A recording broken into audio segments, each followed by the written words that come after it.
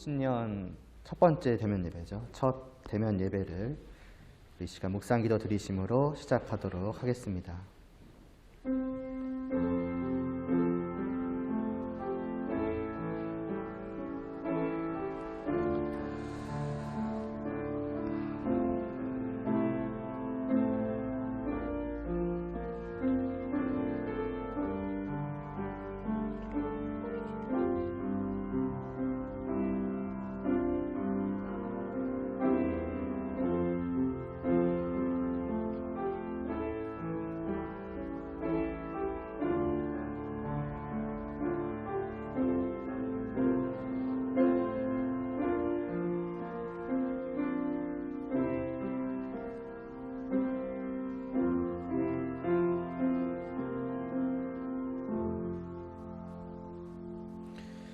찬송하리로다. 하나님 곧 우리 주 예수 그리스도의 아버지께서 그리스도 안에서 하늘에 속한 모든 신령한 복을 우리에게 주시되.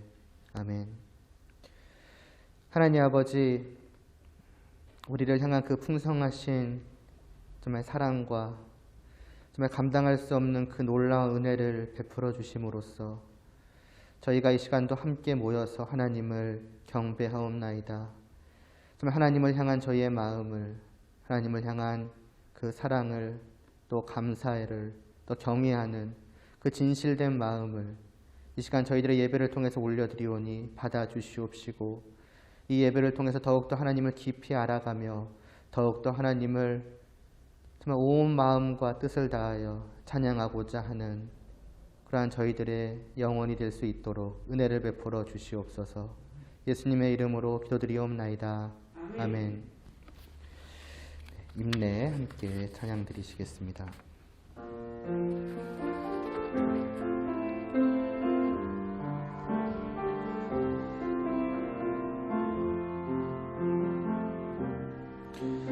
우리 모두 예배하는 자 되어 온전히 영과 진리로 주를 예배하자. 주가 우리와 함께 영원히 함께 하시고 마르지 않는 샘물로 우릴 채우시리라. 우리 모두 예배하는 자 되어 우리 모두 예배하는 자 되어 온전히 영과 진리로 주를 예배하자. 주가 우리와 함께 영원히 함께 하시고 마르지 않는 샘물로 우릴 채우시리라.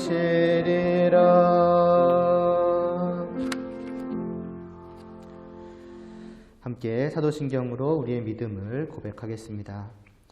전능하사 천지를 만드신 하나님 아버지를 내가 믿사오며 그 배아들 우리 주 예수 그리스도를 믿사오니 이는 성령으로 잉태하사 동정녀 마리아에게 나시고 본디오 빌라도에게 고난을 받으사 십자가에 못 박혀 죽으시고 장사한 지 사흘 만에 죽은 자 가운데서 다시 살아나시며 하늘에 오르사 전능하신 하나님 우편에 앉아 계시다가 저리로서 산자와 죽은 자를 심판하러 오시리라.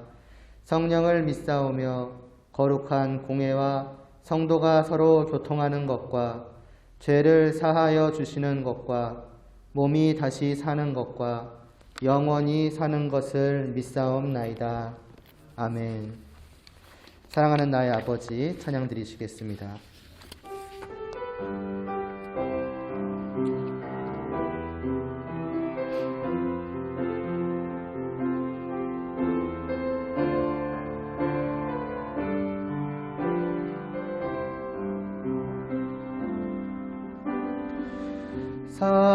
사랑하는 나의 아버지,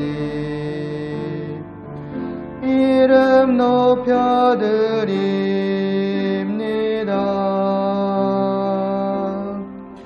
주의 나라 찬양 속에 임하시니 능력에 주께 찬송하는 전능하신 하나님 찬양 언제나 동일하신 주 전능하신 하나님 찬양 영원히 다스리는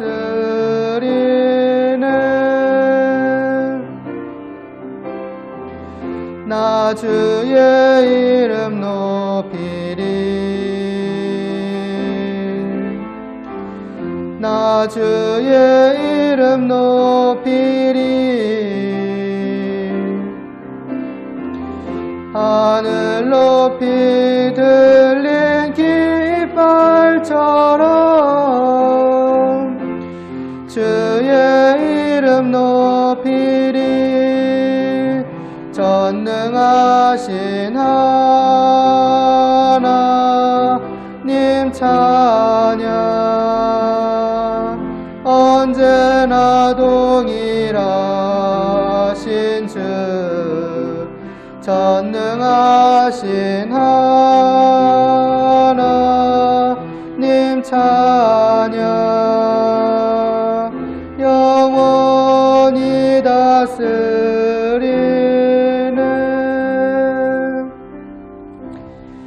이어서 여호와 우리 주여 찬양 드리신 후에 제가 기도드리겠습니다.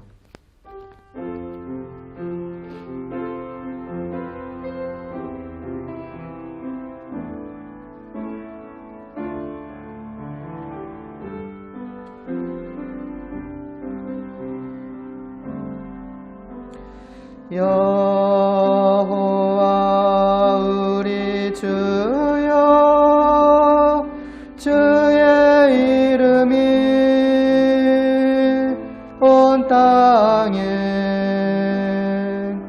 어찌 그리 아름다운지요 어찌 그리 아름다운지요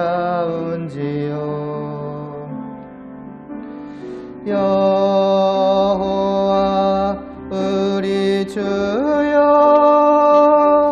주의 이름이 온 땅에 어찌 그리 아름다운지요 어찌 그리 아름다운지요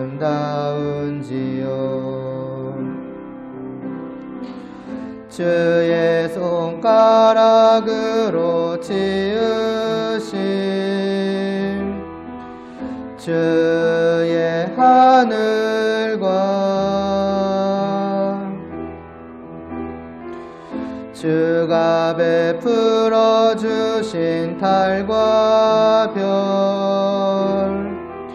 내가 보니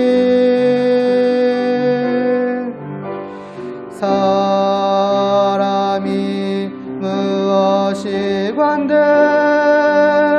주께서 저를 생각하시며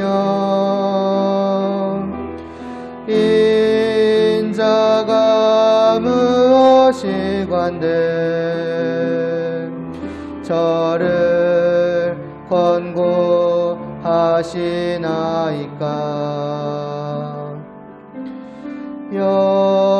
여호와 우리 주여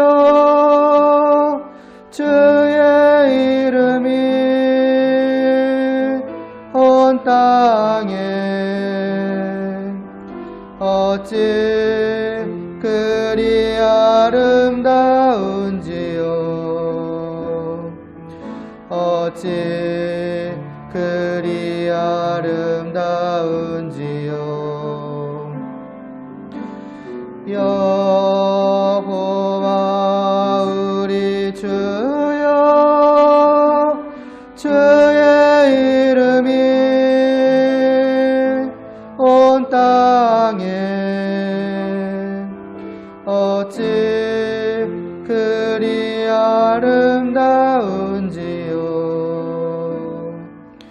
어찌 그리 아름다운지요.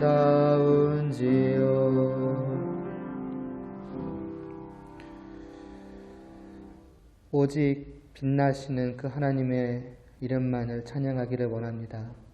정말로 찬양받기에 합당하신 분은 오직 하나님 한 분뿐이심을 저희가 늘 들어아오니 하나님 아버지 정말 저희에게 믿음을 주시옵시고 그 믿음으로 말미암아 정말 진실된 찬송을 오직 하나님을 향하여서 늘 드릴 수 있는 그러한 저희들 되게 하여 주시옵소서. 이 시간도 하나님의 말씀을 듣고자 합니다. 하나님의 역사를 보고자 합니다. 하나님께서 우리에게 베푸신 그 놀라운 일들을 그 크신 영광의 빛을 저희가 보고자 합니다. 지혜와 명철을 허락하여 주시옵시고 그 말씀의 빛이 저희 안에 온전히 비추어지고 그리하여서 정말 그 빛에 저희가 찬양으로 화답할 수 있도록 하여 주시옵소서. 예수님의 이름으로 기도드리옵나이다. 아멘. 지난 시간에 이어서 에베소서 1장 7절에서 14절까지 보도록 하겠습니다.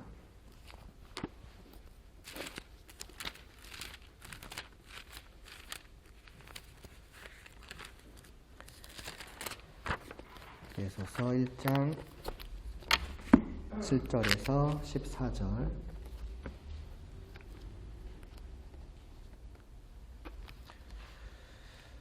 함께 봉독하시겠습니다. 우리는 그리스도 안에서 그의 은혜의 풍성함을 따라 그의 피로 말미암아 속량 곧 죄사함을 받았느니라.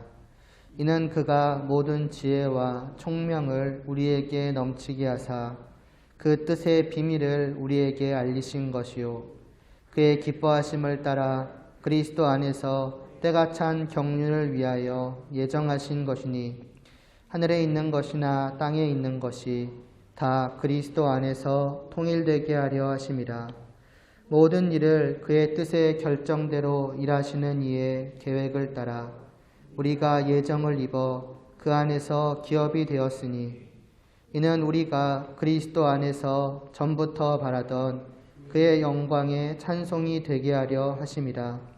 그 안에서 너희도 진리의 말씀 곧 너희의 구원의 복음을 듣고 그 안에서 또한 믿어 약속의 성령으로 인치심을 받았으니 이는 우리 기업의 보증이 되사 그 얻으신 것을 속량하시고 그의 영광을 찬송하게 하려 하심이라. 아멘. 에베소서를 다시 한번 좀 보고 있습니다. 정말 찬송하라는 것, 정말 하나님이야말로 우리에게 찬송하기 합당하다는 것. 그래서 성도에게 있어서 찬송이야말로 정말 해야 할 가장 중요하고 가장 우선된 것. 이라는 그러한 말씀을 보고 있습니다. 그리고 사도 바울은 분명하게 말하지요. 그 이유가 있다고. 너무나도 분명한 이유가 있다고. 그게 뭐냐면은 하나님께서 하늘에 속한 모든 신령한 복을 우리에게 주셨기 때문이라고. 이 땅을 다 뒤져도 얻을 수 없는, 아니 그냥 이 땅에 있는 모든 것을 설령 다 얻는다고 해도 누릴 수 없는 그 하늘에 있는 그 복의 그것도 일부가 아니라 전부를 우리에게 그저 주셨으니 하나님을 찬양할 수밖에 없는 것이 우리이지 않겠습니까? 그것을 이제 사도 바울은 우리에게 말씀을 하고 있죠. 그러면서 이제 지난 시간 마지막에 보았던 그 6절에서부터 좀 시작을 해보자면은 그 하나님을 찬양한다는 것에 대해서 사도 바울은 어떻게 말을 하고 있냐면은 6절이죠. 그 뒤에 마지막을 보시면은 그의 은혜의 영광을 찬송하게 하려는 것이라라고 합니다.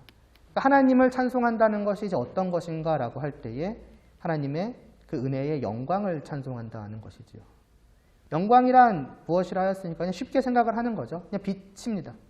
그냥 태양이 정말 눈부신 밝은 빛을 뿜어내는 것처럼 말하자면 하나님에게서도 끊임없이 정말 눈부신 그 빛이 뿜어져 나온 것이죠. 그 빛, 어떻게 보면 가닥이라고 하나? 빛 줄기 중에 하나가 말하자면 은혜인 것이고요.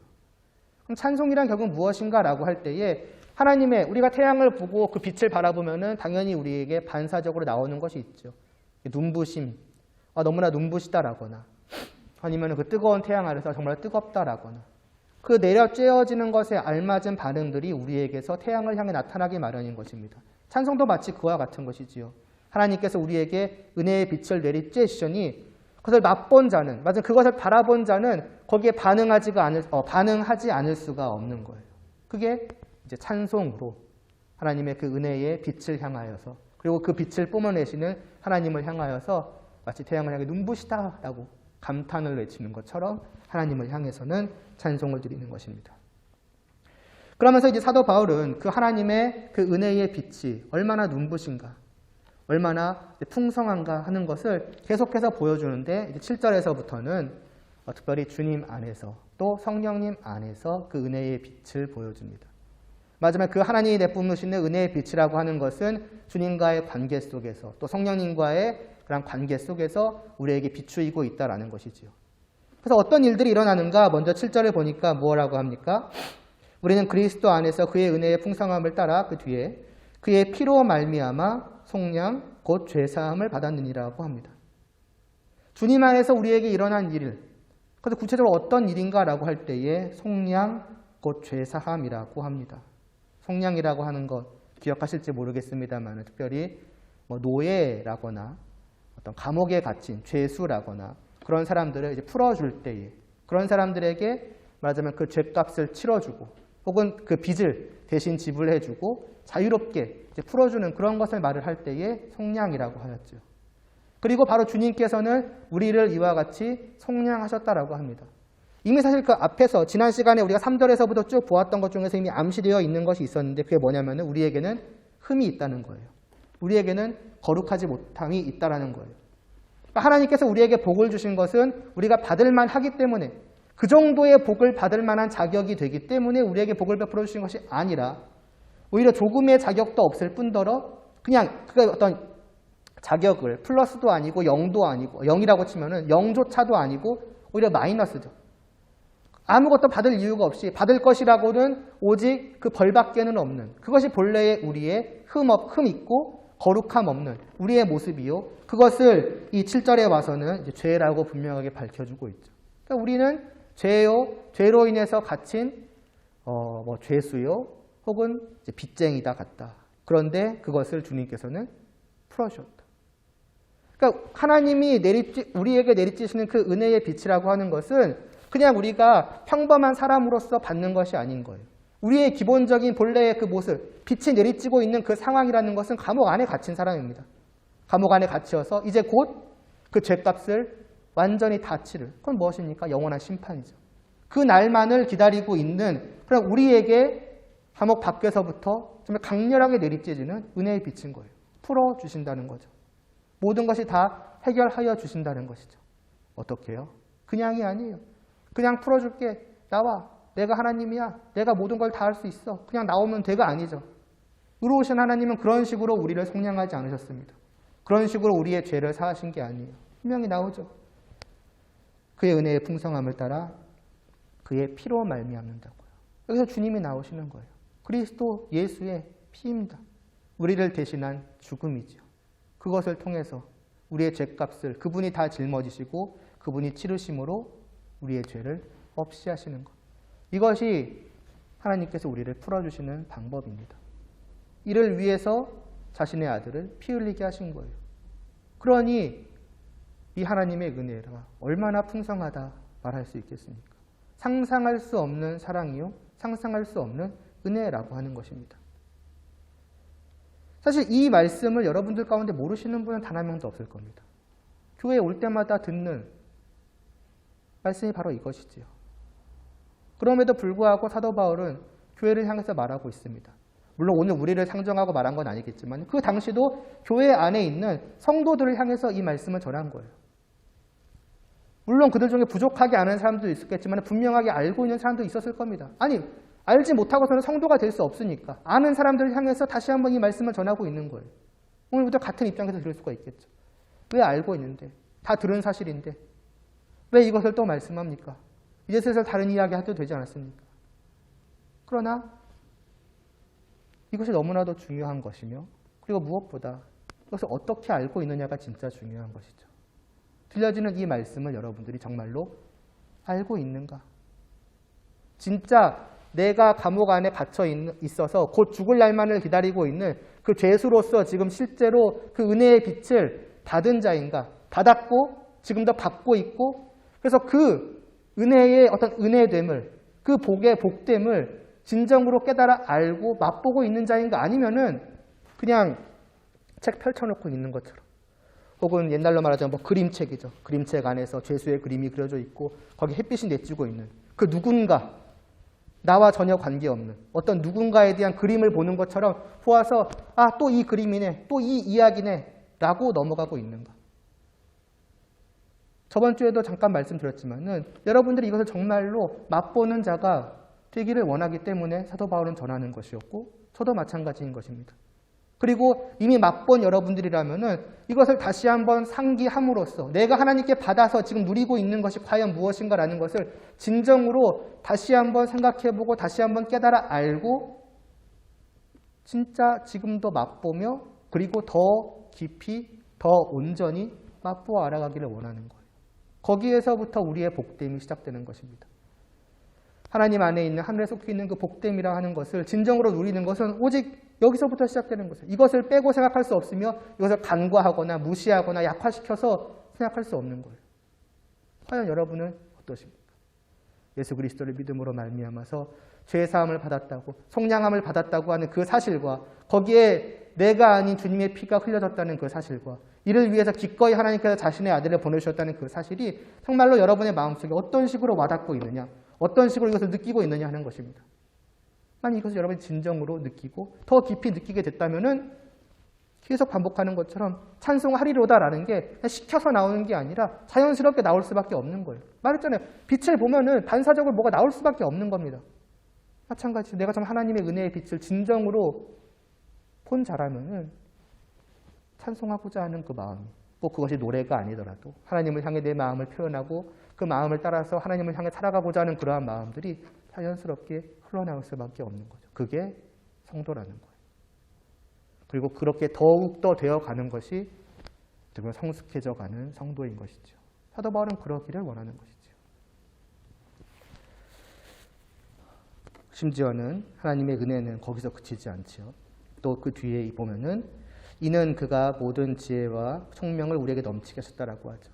하나님의 그 우리에게 베푸시는 은혜는 단순히 죄 사함을 만이 아니라 그냥 죄 사해 줬어. 줬어라는 말 좀 이상하네. 너의 죄를 사했어. 이제 자유롭게 살아가. 이제 그냥 보내는 그런 정도가 아니라 죄 사하신 우리에게 또한 지혜와 총명을 그러니까 무언가를 특별하게 알 수 있는 그러한 능력을 또한 베풀어 주십니다. 왜요? 그 뒤에 나오죠. 그의 뜻의 비밀을 우리에게 알리신 거지. 그 뜻의 비밀은 누구겠습니까? 하나님의 뜻의 비밀이에요. 쉽게 말하면 하나님이 가지고 계시는 그 계획에 대해서 뒤에 보면 나오겠지만은 창세로부터 영원까지 그 온 세상을 하나님이 어떻게 경영해 가실 것인가 하는 창조주죠. 온 세상에 대한 주권자가 온 세상을 어떻게 다스려 가실 것에 대한 그 계획을 하나님께서는 알려주시는 거예요. 그래서 그 비밀을 알려주시는 것이죠. 때가 뭐라고요? 왜 나한테까지 이 비밀을 알게 해주십니까? 그것은 하나님께서 우리를 특별하게 생각하신다는 거 아니겠습니까? 예수님께서도 예전에 말씀하셨죠. 종에게는 그 알리는 것이 아는 것이 허락되지 아니하였으나 너희는 나의 친구이기 때문에 내가 아노라라고. 어떤 사람이 그리고 특별한 위치에 있는 사람이 가지고 있는 그 특별한 비밀은 아무에게나 공유하지 않습니다. 그 소중한 것은 정말 자기가 신뢰할 수 있고 믿을 수 있고 정말 자기와 함께하기를 원하는 그러한 사람들한테 내가 이제부터 세우고 있는 그 모든 계획에 대한 비밀을 알려줄게. 너 나와 함께해 가자라고 알려주는 건 아니겠습니까? 아무에게나 흘리고 다니지 않죠. 중요한 비밀이면 비밀일수록. 근데 모든 비밀 중에서도 특별한 비밀인 거예요. 온 세상을 지으시고 다스리시고 해가시는 그 하나님의 정말 비밀스러운 계획입니다. 그것을 기꺼이 알려주신다. 그것도 알려주시기 위해서 알 수 있는 지혜와 명철까지 허락해 주신다. 도대체 우리를 어떻게 생각하시냐는 거죠. 그럼 다윗이 그 찬양을 불렀을 때는 이 시편에 우리가 아까 전에 시편 8편 찬양이었거든요. 여호와 우리 주여. 글쎄는 또 다른 의도를 담아서 말씀을 전했겠지만은 그 말씀 그대로입니다. 사람이 무엇이 간데 주께서 우리를 이렇게 생각하시냐는 거죠. 인자가 무엇이 간데 도대체 우리가 무엇이길래 하나님께서 우리를 이렇게나 생각하시고 이렇게나 배려해 주시고 하시냐는 것입니다. 그 찬양 그대로예요. 왜 나한테 도대체 이 생각이 들지 않을 수가 없는 것입니다. 그러면서 그 비밀이라고 하는 것은 무엇입니까? 이어지는 말씀이죠. 하늘에 있는 것이나 땅에 있는 것이 다 그리스도 안에서 통일되게 하려 하시는 것. 이게 하나님의 계획입니다. 주님과 우리와의 관계가 여기서 또 나오는 거예요. 주님은 단지 우리의 죄를 사해 주시고 마지막 피를 흘리셔서 우리의 모든 죄값을 치르시고 그래서 너를 풀어준다. 단순히 그것만을 위해서 오신 것이 아니라 우리와 더 깊은 관계를 맺기 위해서 이 땅에 오셨는데 그것이 무엇이냐면은 그럼 우리 모두와 다 하나 되기 위해서예요. 사실 이것도 창세기 때로부터 보자면은 본래 이 세상은 하나로 통일되어 있었죠. 하나님이 계시고 하나님이 지으신 세상이 있었고 하나님이 만드신 모든 것들과 그 모든 것을 다스리는 사람 아담과 하와가 있었고 그 아담과 하와는 하나님과 언약을 맺어서 하나님을 사랑하였고 하나님의 말씀대로 하였고 그러니까 모든 것이 하나님을 중심으로 해서 하나로 통일되어 있었습니다. 사랑이 가득했어요. 다툼이나 분열이나 이런 것이 없었습니다. 그런데 죄로 말미암아 그 모든 것이 다 깨졌죠. 하나님의 나라가 에덴 동산이 다 완전히 붕괴가 됐습니다. 죄로 인한 하나님의 심판으로 인한. 그런데 하나님의 계획은 내가 기껏 만들어서 내가 기껏 은혜를 베풀어서 너희와 함께 했더니 너희가 이 모양 이 꼴로 나를 대해? 그럼 이제 끝이다. 그렇게 끝나는 게 아니었어요. 하나님께서는 그들이 자기의 죄로 말미암아서 산산조각 내는 그 온 세상, 맞아 하나님이 보시기에 아름다웠던 세상을 완전히 망쳐버린 그 사람과 그 사람들의 세상을 하나님께서 어떻게 하시느냐? 다시 고쳐내시는 거예요. 다시 회복시키시는 것이에요. 다시 원래의 모습, 아니 원래의 모습을 넘어서서 원래 아담과 하와에게 약속하셨을 때 바라보셨던 그 복됨의 극치, 그 연합이 아주 온전하게 이루어진 그 하나님의 나라, 마지막 날에 우리가 보게 될 그 천국이죠. 그것을 하나님은 계획하셨고 그것을 주님 안에서 이루어가고자 하신 것입니다. 그래서 창세로부터 주님을 보내시기 위해서 쭉 일해 오셨고 주님을 보내셨고 주님께서 그 모든 일을 이루셨고 지금도 그 이루신 일을 이루어가고 계시는 것이죠.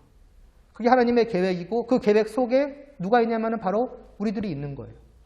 그러니까 이미 2장까지 보신 여러분들은 알겠지만 단지 우리 각자를 그냥 구원하셔서 너는 이제 죄 없는 자이다. 너는 이제는 그냥 복되게 혼자 살아가면 된다. 그렇게 하시는 것이 아니죠. 우리 모두를 함께 불러서 본래의 그 복된 하나님의 나라 안에서 살아가게 하시는 거예요. 그 나라를 어떻게 보면 우리로 하여금 만들어 가게 하시는 것이죠. 교회를 말이죠.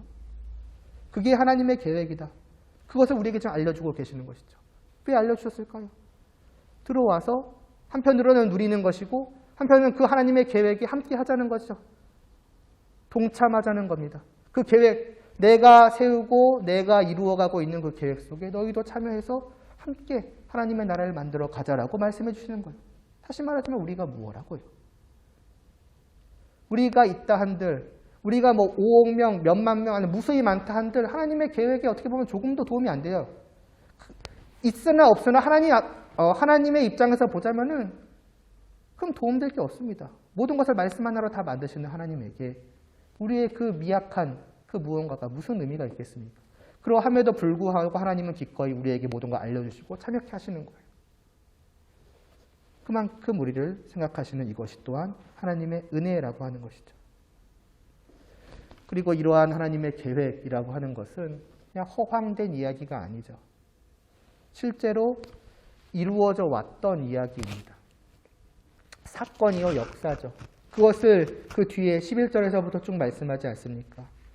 모든 일을 그의 뜻의 결정대로 일하시는 이의 계획을 따라 우리가 예정을 입어 그 안에서 기업이 되었으니 이스라엘 백성들에 대한 얘기죠. 하나님께서는 모든 것을 주님 안에서 통일시키고자 하는 그 계획을 세우셨고 그 계획대로 일해 가셨습니다. 그래서 먼저는 누구를 부르시느냐? 구약에서 이스라엘 백성들을 부르시죠. 너희가 나의 것이다. 너희가 나의 기업이다. 온 세상 가운데 너희가 특별한 나의 소유이다. 부르십니다. 그래서 그들로 하여금 하나님을 먼저 찬송토록 하십니다. 그것으로 끝인가? 아니죠. 13절에서부터 그 안에서 너희도 진리의 말씀, 곧 너희의 구원의 복음을 듣고 믿어. 뒤에 쭉 나오죠. 그리고 때가 되자 주님을 보내시고 그래서 어떻게 해요? 이제는 이스라엘 백성들이 아닌 이방인들이죠. 이방인들을 하나님께서 부르기 시작하십니다. 어떻게 부르십니까? 먼저는 하나님의 말씀을 전하여 듣게 하시죠. 그리고 그 말씀을 믿게 하시죠. 그래서 주님과 하나 되게 하시죠. 이 모든 일도 우리가 그냥 한 게 아니죠. 그냥 하나님께서 그냥 온 세상에 그냥 무작위로 말씀을 퍼뜨리셔가지고 이 중에서 믿을 수 있는 자를 믿어라. 그러면 내가 그 사람을 뽑겠다. 그런 식이 아니었죠. 뒤에 나옵니다. 13절. 약속의 성령으로 인치심을 받았다고. 이 모든 일은 하나님께서 우리 안에 보내주신 성령님의 역사입니다.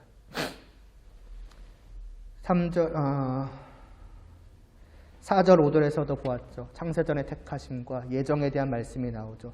미리 우리에 대한 한 명 한 명을 하나님께서 다 계획해 놓으셨고 때가 되자 우리 각 사람에게 성령을 보내주시어서 성령님께서 우리 안에서 하나님의 말씀을 들을 때에 그 말씀을 들을 수 있게 하시고 믿을 수 있게 하시는 거예요.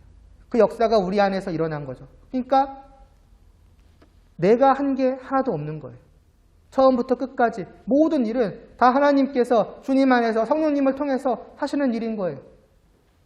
처음에는 내가 한 줄 알았고 내가 들은 줄 알았고 내가 믿은 줄 알았고 내가 하나님을 위해 뭘 한 줄 알았는데 알고 보면은 그게 다 하나님의 역사요. 내 안에 계시는 성령님의 역사였다. 성령님께 듣게 하시고 믿게 하시고 뿐만이 아니라 그 성령님께서는 믿게 하시고 떠나신 게 아니라 계속 계시는 거예요. 내 안에서. 그래서 뭐가 되시느냐? 그 약속의 성령께서 인치심이 되는 겁니다. 도장이 되는 거예요. 구원받은 자라는, 하나님의 자녀라는, 주님과 하나 된 자라는 그 도장이 내 안에 찍혀 있는 겁니다. 그게 바로 성령님 자신의 역할이신 것이죠. 그리고 그분은 또한 14절에 나온 대로 우리 기업의 보증이 되시는 거예요. 그 성령님은, 내 안에 성령님이 계시다는 그 사실은 무엇을 의미하는가? 우리에게 장차 있을 그 영원한 하나님의 나라, 그 안에 있는 모든 것, 하늘에서까지 신령한 복을 완전하게 누릴 수 있는 그 모든 것이 확실하다라는 그 보증의 역할을 하는 거예요. 뭘 가지고 확신해? 뭘 가지고 그게 네 거라는 걸 확실해? 뭘 가지고 너가 심판이 아니라 구원받을 걸 확실해? 내 안에 성령님이 계시거든. 내 안에 하나님의 영이 계시거든. 그분이 나에게 하나님의 자녀라는 도장이 되실 뿐더러 그 영원한 미래에 대한 보증이 되기도 하셔. 성령님께서 내 역할을, 내 안에서, 우리 안에서 기꺼이 그 역할을 감당하시는 것입니다. 그래서 어떻게 해요? 그 이방인들과, 이스라엘 백성들과 그 이방인들 우리들, 그리고 우리 서로를 전부 다 하나로 엮으세요. 주님 안에서 하나로 연합하게 하시죠. 2장에 가면 그걸 뭐라고 합니까? 교회라고 합니다. 창세로부터 영원한 마지막 날까지 하나님께서 불러 모으신 모든 성도들은 결국 주님을 머리로 하는 하나의 교회를 이루게 됩니다. 진짜 하나됨을 그때 가서는 완전하게 누릴 수가 있겠죠. 그게 하나님의 계획이고 그것이 하나님의 나라고 그것이 우리가 누릴 하늘에 속한 신령한 복이다. 그렇게 하나 되어 주님 안에서 하나님과 함께 영원히 사랑의 사귐을 누리는 것. 그것입니다. 그런 자들은 뭘 할 수밖에 없겠습니까? 14절 마지막에 계속 나오죠. 계속 반복해서 나오죠. 그의 영광을 찬송하게 하려 합니다.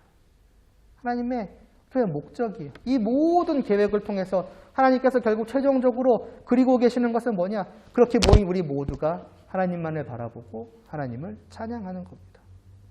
하나님을 기뻐하고 즐거워하고 하나님을 사랑하고 하나님을 위해 입으로는 노래할 것이고 모든 행동으로도 하나님을 위해 살아가겠죠. 그게 하나님이 그리시는 모습이고 그게 천국이다. 여러분이 천국에서 뭘 기대하시는지 모르겠습니다. 천국에서 하나님의 나라에서 복됨을 기대한다고 할 때 뭐 금은 부하로 가득 찬 뭐 있을 수 있죠. 근데 그게 있어서 뭐 할 거예요? 그게 물론 기쁨이 줄 수 있죠. 아니면은 뭐 이 땅에서 맛보지 못했던 정말 아무튼 맛있는 것들이든지 즐거운 것들이라든지 놀거리라든지 뭐 있을 수 있죠. 근데 있어서 그게 무엇입니까? 물론 그게 우리에게 즐거움을 주겠죠. 근데 그 즐거움에 과연 우리가 눈이 갈까요? 진정한 성도는 그 하나님의 하나님 되심을 아는 그 하나님의 진짜 복되심을 아는 성도는 아마 시선이 거기 안 갈 거예요. 처음에는 그것들이 눈에 들어올 수 있겠죠. 만약에 있다고 치면은 야 진짜 이 땅에서 보지 못했던 빛남이 저런 곳에 있네라고 막 두리번 하면서 뭐부터 할까라고 생각할 수 있겠죠. 그러나 잠깐 정신을 차리니까 그것과는 비교도 안 되는 정말 모든 빛을 마치 다른 것들을 다 촛불로 만들어버리는 그 태양과 같은 빛이 강렬하게 자기에게 내쬐고 있는 것을 금방 깨닫게 될 겁니다. 바라봤더니 누구인 거예요? 하나님인 거예요. 그러면 그 주변의 것에 관심이 가겠냐고요. 태양이 눈앞에 있는데 촛불의 빛이 빛남이 보이겠냐고요. 그것이 내 눈에 들어오겠냐고요. 아닐 거예요. 결국 성도는 물론 이 땅에서부터 그러겠지만 천국에 가서 결국 성도가 누릴 가장 복됨은 뭐냐? 모든 성도들이 결국 자기의 즐거움을 위해서 뭘 할 것이냐? 하나님을 찬양할 거예요. 그렇게 될걸요? 아니 그렇게 될 수밖에 없을걸요. 그리고 여러분이 그 부분을 이미 사실은 이 땅에서 누리고 있어야 돼요. 누리는 것이 사실은 성도예요. 완전하게는 아닐지라도 서서히 어떤 세상의 즐거움이든 뭐든 그러한 즐거움들이 그 즐거움의 어떤 강도라고 할게 그런 게 점점 옅어져 가는 거예요. 왜냐? 누가 점점 더 내 안에서 커져가니까 하나님이 점점 더 커져가니까 하나님과 함께하는 그 즐거움이 내 안에 더욱더 커져가니까 그만큼 하나님을 더 알아가게 되는 거예요. 하나님이 즐거움을 그런 식으로 말하면 되겠죠. 마치 게임의 즐거움을 알아가는 것처럼 맛있는 것의 맛을 아는 것처럼 하나님의 즐거움을 점점 더 알아가는 거예요. 그러니까 이전에 점차 세상 것들이 이제는 뭔가 시시해져 가는 거죠. 그것 자체는 그대로예요. 그것의 어떤 즐거움의 강도는 그대로예요. 그러나 내가 하나님을 알아가면 알아갈수록 그 하나님의 즐거움이 너무나도 커져가는 거예요. 그러니까 점차 이것이 멀어져 가고 점차 하나님에게 더 집중하게 되는 거죠. 다르게 말하면 더욱더 하나님을 찬양하게 되는 거죠. 하나님과의 사귐을 더욱더 깊이 누려가게 되는 것이죠. 사도 바울은 그것을 원하는 겁니다. 자기가 이미 그것을 누리고 있거든요. 자기가 찬양하지 않고서는 견딜 수 없거든요. 이 즐거움이 너무나도 복되거든요. 그러니까 여러분도 다 같이 나와 같이 되십시오. 쉽게 말하면 이거입니다, 여러분. 이미 성도로서 어느 정도 여러분 이런 걸 누리고 있을 것이고 이미 찬송하시는 분도 계실 것이고 다 하실 것이지만 여러분 더입니다. 더 깊이 누리십시오. 더 즐거워하십시오. 그 하나님의 마치 태양과 같은 하나님의 빛을 더 온전히 깨달아 알십시오. 그 은혜의 빛을 정말 여러분이 맛보십시오. 하나님의 은혜가 이와 같습니다. 이렇게 풍성합니다. 쭉 말하는 것이죠. 그러고 나서 이제 15절 뒤에는 또 뭘 말해요? 비슷한 내용이에요. 이제는 기도예요. 지금까지는 이제 알려왔다면은 이제 사도 바울은 조금 더 어떻게 보면 개인적인 접근을 하죠. 내가 여러분들을 위해서 이와 같이 기도해 왔습니다. 제가 여러분들을 생각할 때마다 얼마나 즐거운지 모릅니다. 얼마나 기쁘고 감사한지 모릅니다. 왜? 여러분들에 대한 소식을 들으니까 여러분들이 어떻게 하고 있다는 이야기를 들으니까 여러분들이 진짜 성도인 게 맞거든요. 진짜 이 하나님의 복됨을 이 하나님이 여러분에게 베푸신 그 은혜의 빛을 정말로 쬐는 자들, 그리고 쬐고 있는 자들이 맞거든요. 너무 좋은 거예요. 자신과 같은 즐거움을 함께 할 수 있게 되었다는 게 너무 즐거운 거예요. 또 다르게 말하자면 죽음으로부터 여러분들이 살림을 받았다는 게 너무나 기쁜 것이죠. 정말로 감사합니다. 제가 얼마나 하나님께 감사한지 모릅니다. 그러면서 여러분들을 위해서 얼마나 기도하고 있는지를 모릅니다. 뭘 기도하느냐? 아까 지금까지 잠깐 말씀드렸던 그거예요. 더.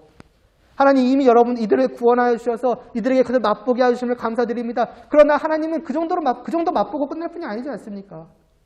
제가 하나님을 아는 게 있는데요. 저들이 아는 것보다 더 깊이, 더 풍성하신 분이 하나님 아닙니까? 하나님에 대한 즐거움은 무한하지 않습니까? 그러니까 저들도 그것을 더 알아가기를 원합니다. 그 기쁨에 더 잠기기를 원합니다. 그게 17절부터의 말씀이에요. 우리 주 예수 그리스도의 하나님, 영광의 아버지께서 지혜와 계시의 영을 너희에게 주사 뭘 알게 하다? 다른 게 아니에요. 하나님을 알게 하다는 거. 이미 알고 있는데요. 근데 그게 말하는 게 아니잖아요. 이미 알고 있지만 더인 거예요. 하지만 하나님은 이만큼 기쁘신 분. 우리 요만큼 지금 알고 있는 거예요. 이만큼까지 발을 담근 거죠. 더 들어갈 수 있는 거죠. 더욱더 알게 하여 주시고 더욱더 진짜로 내 영혼으로부터 하나님을 느끼게 하여 주시고 깨달아 알게 하여 주시고 그러면서 그 하나님을 알 때에 18절에서부터는 이제 몇 가지가 나옵니다. 너희 마음의 눈을 밝히사 그의 부르심의 소망이 무엇이며 성도 안에서 그 기업의 영광의 풍성함이 무엇이며 그의 힘의 위력으로 역사하심을 따라 믿는 우리에게 베푸신 능력의 지극히 크심. 첫째로는 부르심의 소망, 둘째로는 기업의 영광의 풍성함, 그리고 그것을 위한 하나님의 능력. 왜 우리를 부르셨는가? 왜 우리와 하나님과 함께하게 하셨는가? 우리에게 무엇을 주시려고 하는가? 사실은 간단하게 말하면 하나님이죠. 그렇죠? 그러나 그 하나님을 어떻게 하는 것들, 좀 더 구체적으로 말하는 것은 이제 그걸 뒤에 가서 기업이죠. 하나님의 나라요. 그것에서 하나님과 함께하는 그 삶 전체를 말하는 거겠죠. 그것이 얼마나 영광스럽고 그 영광됨이 얼마나 풍성한지. 맞아, 우리를 기다리고 있는 그 복됨의 빛남에 계속 영광은 비슷하게 생각하면 돼요. 하나님의 영광이든 기업의 영광이든 그 자체가 뿜어내고 있는 말하자면은 조금 우리식으로 말하자면 가치죠. 그것의 가치를 알게 하여 주시옵소서. 그것이 얼마나 귀한지 알게 하여 주시옵소서. 그것 아니겠습니까? 그리고 그것을 위해서 베푸시는 하나님의 능력의 크기. 다시 말하자면 그건 우리 손에 달린 게 아니거든요. 만약 이것이 우리 손에 달려 있다고 하면은 그것이 아무리 복됨을 알면 알수록 우리는 더 불안할 수밖에 없어요. 저렇게 대단한 것이 어떻게 내 손에 쥐어질 수 있는가? 내가 이 세상에서 어떤 내가 생각하는 세상적인 복의 일부를 얻기 위해서도 내 인생 전부를 다 걸고도 어떻게 보면 그 다 못 얻기가 쉬운데 저것은 그것과 비교할 수 없는 하늘에 있는 복의 전부 아닌가? 그것들을 내가 어떻게 얻을 수가 있지라고 할 수밖에 없지만은 그것은 내 손에 달려 있는 게 아니라 하나님의 손에 달려 있으며 그 하나님의 손이라고 하는 것은 19절에 나온 대로 그 힘의 위력으로 역사하심을 따라 베푸시는 능력의 지극히 크심이에요. 너무나도 크신 능력이에요. 못하시는 것이 없는 능력이에요. 그러니까 하나님께서 그 능력을 베풀기만 하시면은 그것은 반드시 주어지는 거예요. 실패란 없는 거예요. 예외란 없는 거예요. 그러니 그 하나님의 능력을 제대로 알기만 한다면은 우리에게는 불안함이 없는 거예요. 미래를 바라봄에 있어서 확신밖에 없는 거예요. 자신감밖에 없는 거예요. 저 모든 것은 진짜 내 거야. 마치 미래에 로또 100억? 그냥 그렇게 생각해 봅시다. 로또 100억을 저 내 거야 라고 자신 있게 말할 수 있는 거죠. 물론 로또는 허황된 얘기죠. 그러나 진짜 기다리고 있는 것이 있고 진짜 그것이 주어진다는 그 자신감을 가지고 미래를 바라볼 때에 성도의 삶은 어떻겠냐고. 하루하루 미래를 향해 나아가는 성도의 마음은 어떻겠냐고요. 기쁠 수밖에 없는 거예요. 즐거울 수밖에 없는 거예요. 하루하루가 복될 수밖에 없는 것이죠. 이 세상에 어떤 근심이나 고난이나 뭐가 있다고 할지라도 그것이 아무리 크다 한들 그 뒤에 기다리고 있는 것이 너무나도 크기 때문에 다 엎어버리는 거예요. 우리가 마치 파도처럼 모든 것을 휩쓸어버리는 것이죠. 성도의 마음속에 그런 것이 있을 수 있다는 것입니다. 그래서 사도 바울은 이제 그 하나님의 능력이 얼마나 큰지를 쭉 말해주기 시작합니다. 여기까지 하고 마칠게요. 어떻게 해요? 20절부터 쭉 나오죠. 그의 능력이, 그 하나님의 크신 능력이 어떤 식으로 나타나는가? 그리스도 안에서 먼저 역사했어요. 이미 하나님께서는 그것을 보여주셨습니다.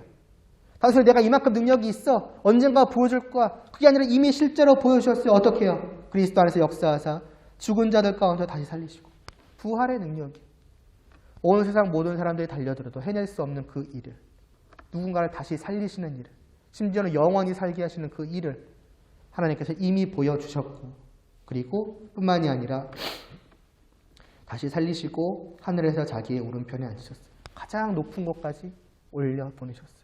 심지어는 그 높은 것은 모든 것 위에 있어서 만물을 다스리는 뒤에 나오는 거잖아요. 만물을 다스리는 그것이 하나님이 실제로 베푸셨던 능력인 것이고 그리고 이 능력은 또한 누구에게도 베풀어지느냐? 바로 그 동일한 능력이 우리에게도 베풀어진다는 것이죠. 교회를 향해서도 똑같이 베풀어진다는 것이죠. 먼저는 주님을 보게 하는 거예요. 하나님께서 주님에게 베푸신 저 능력을 보라. 저것이 얼마나 굉장한지를 알게 되었지, 알 수 있지. 자, 그럼 이제 우리를 봐라. 저 동일한 능력이 지금 하나님께서 우리를 향하고 계셔. 라고 말씀하는 겁니다. 그게 이제 그 뒤에 나오는 말이죠. 주님을 보게 한 뒤에 마지막 23절에 또 만물을 그의 발 아래 복종하게 하시고 그의 만물 위에 교회의 머리로 삼으셨는데 이제 교회에 비춰주는 거예요. 주님을 비춰주고 그 다음에 교회를 비춰주는 거예요. 그건 다르게 말하면 주님을 향한 하나님의 능력을 비춰주고 그 동일한 능력이 교회를 향해서 비추어주고 있다는 것을 보여주고 그건 정말로 그러한 일들이 일어났는가? 정말 주님께 베푸시는 그 놀라운 일들이 우리에게 진짜 일어났는가 하는 것을 이제 2장에서부터 쭉 보여주기 시작합니다. 이 2장에서부터는 다음 주에 해서 이제 2장까지 마무리를 하고 이게 지난 1년간 저희가 들어왔던 말씀이죠. 그리고 나서 다시 이제 3장의 말씀을 이어가도록 하겠습니다. 마치기 전에 드리고 싶은 말씀은 지난주와 동일합니다. 정말 여러분이 이것을 아시기를 원해요. 그래서 말씀을 전하는 거예요. 교회에 오는 이유, 그리고 하나님께서 교회를 통해 주시는 복은 이것입니다. 이것은 실제예요. 단순히 이 글 속에 어떤 그냥 이 성경 책 속에 담겨 있는 그냥 지식이 아니라 이걸 믿음으로 받은 자에게 있어서 실제입니다. 성도된 자들은 정도의 차이는 있을지언정 모두가 누리고 있는 그 진짜 복인 거예요. 과연 그것을 여러분들은 누리고 계시는지요? 정말 여러분이 그와 같은 성도인지요? 정말로 그 복을 여러분들이 누리기를 원합니다. 그거 하나예요. 그 외에 무엇을 여러분들한테 제가 바란다라는 말은 좀 이상하죠. 기대한다는 말도 좀 이상하고. 아무튼 그것보다 더 좋은 게 없으니 그거 외에 제가 여러분들한테 무엇을 그때 원한다, 네, 대충 이해하세요. 죄송해요. 제가 표현력이 부족해서. 원하겠습니까? 그리 여러분이 말씀을 듣는 가운데서 그러기를 원합니다. 이미 누리고 계시는 분들은 더 풍성히 누리시고 아직이신 분들은 도대체 내가 왜 교회에 오는지 그냥 또 같은 이야기를 듣고 있는 것처럼 그냥 하루하루 아무런 감정 없이 어떻게 보면 지루하고 따분하다고 할 수 있는 혹은 의무감으로 그냥 오는 그러한 시간들이 변화되었으면 좋겠습니다. 주님의 은혜가 부디 이 말씀을 통해 여러분들 모두에게 온전히 임할 수 있기를 간절히 소원합니다. 또 드리시겠습니다. 하나님 아버지, 또 짧은 시간 지금까지 또 들어온 말씀을 간략하게 돌아보았습니다. 정말 이 말씀을 들은 우리 모두가 다시 한번 생각을 해볼 수 있기를 바랍니다. 하나님께서는 정말 하늘에 속한 신령한 복을 말씀하셨는데 또 그것이 구체적으로 어떠한 것인가 하는 것을 보여주셨는데 과연 우리는 그것을 정말로 받아 누리고 있는지요? 하나님이 교회를 통해서 주시는 이 말씀을 통해서 주시는 그것을 저희가 진정 우리 안에 갖고 이 들려지는 말씀에 공감하며 그것의 기쁨을 누리며 그것을 더욱더 깊이 알아가며 깊이 누릴 수 있게 되기를 원하고 있는지 과연 우리의 마음은 우리의 영혼은 이 말씀 앞에서 어떻게 반응하고 있는지 다시 한번 돌아보게 해 주시옵시고 이 말씀을 듣는 모두에게 주님께서 은혜를 베풀어 주셔서 하나님을 알게 하여 주시고 하나님께서 베풀어 주시는 그 놀라운 은혜를 그 복을 받아 누릴 수 있도록 하여 주시옵소서. 정말로 이 기쁨이 이 복됨이 우리 모두 안에 정말로 가득할 수 있기를 바라고 그래서 영원토록 더 깊이 더 온전히 더 가득 정말 누려갈 수 있게 하여 주시옵소서. 그리하여 우리의 삶이 정말 그 놀라운 은혜의 빛을 날마다 비추어 주시는 그 하나님을 정말 바라보지 않을 수 없으며 그 하나님께 찬송으로 반응하지 않을 수 없는 그러한 성도된 삶 되게 하여 주시옵소서. 예수님의 이름으로 기도드리옵나이다. 아멘. 주기도문 드리심으로 예배 마치겠습니다. 하늘에 계신 우리 아버지여, 이름이 거룩히 여김을 받으시오며 나라의 임하옵시며 뜻이 하늘에서 이루어진 것 같이 땅에서도 이루어지이다.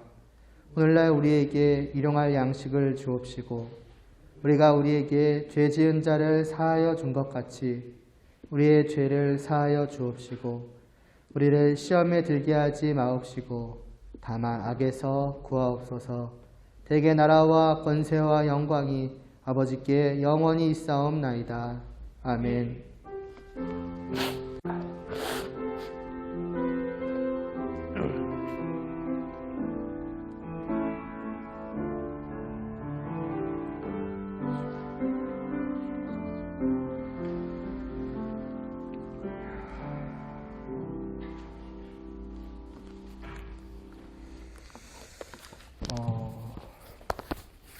일주일이니까 오랜만이면 오랜만이죠. 다시 또 얼굴 뵙게 돼서 너무 좋네요. 이게 또 뵐만 하면 또 이렇게 되고 뵐만 하면 또 됐는데 올해는 이제 이 뒤로는 별일 없이 정말 늘 이렇게 같이 모여서 예배 드릴 수 있으면 좋겠습니다.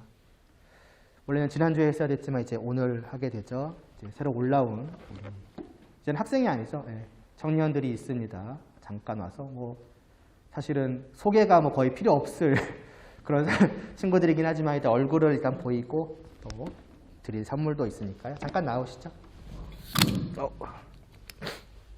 네, 나오세요. 네, 두 분.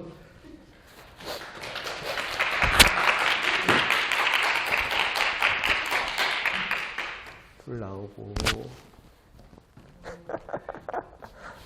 물론 제가 콧물을 흘리고 있지만 그렇게 위험한 상황은 아니에요. 걱정하지 마시고. 예영이랑 유진이입니다. 뭐 얼굴도 모르는 분은 아마 거의 없을 것이고 이름도 모르는 분은 거의 없을 것이고 앞으로는 이제는 더 가까이서 여러분들과 이제 교제하게 되니까 또 우리가 알듯이 하나의 교회로 함께함을 누리게 될 것입니다. 우리가 그것을 이제는 또 힘써 이 새로운 친구들과 함께 누려갈 수 있으면 좋겠습니다. 어떻게 뭐 하고 싶은 말 있어요? 없어요? 포부, 선언 뭐 이런 거 없어요? 예. 그럼 앞으로도 잘 부탁드리고 먼저 잠시 선물과 함께 왜요?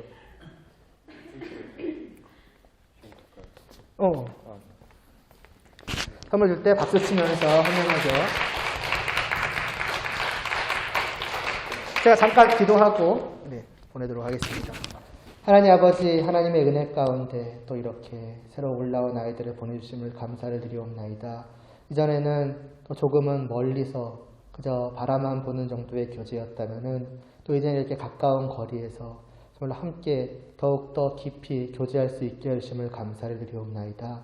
하나님께서 한 교회로 또 하나님을 이루어가기 위해서 부르신 이 친구들이 정말 주님의 뜻 안에서 정말 우리 서로 간의 온전한 사랑 가운데에서 진정한 하나됨을 그 복됨을 이루어가고 누려갈 수 있도록 하여 주시옵소서.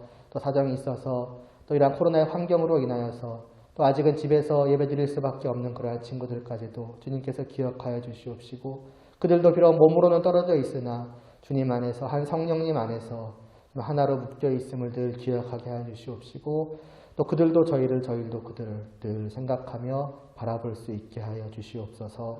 예수님의 이름으로 기도드리옵나이다. 아멘. 네, 들어가시면 되겠습니다.